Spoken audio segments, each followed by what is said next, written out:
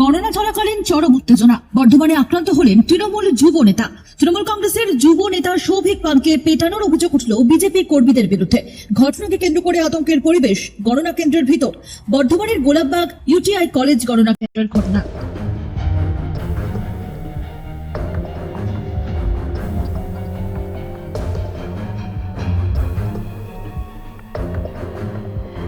স্থানীয় সূত্রের খবর, সোমবার বর্ধমান শহরের গোলাপবাগ ইউটিআই কলেজে গণনা চলাকালীন আচমকায় দুপক্ষের মধ্যে বচসা বাঁধে।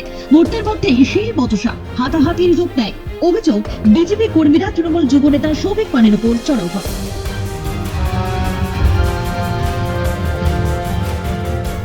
কিছু সময়ের জন্য পরিস্থিতি নিয়ন্ত্রণের বাইরে চলে যায়। খবর পেয়ে দ্রুত ঘটনাস্থলে পৌঁছয় পুলিশ ও কেন্দ্রীয় বাহিনী।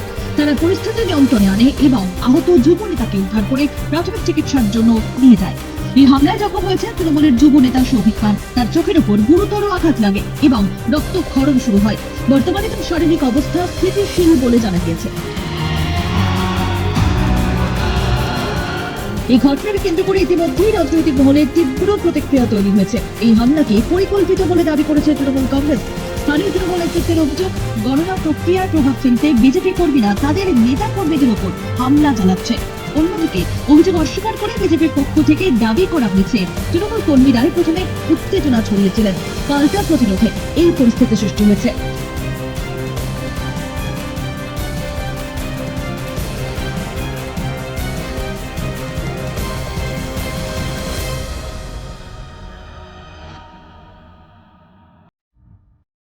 আর লেটেস্ট খবরের আপডেট পেতে ফলো করুন রাতদিন.in।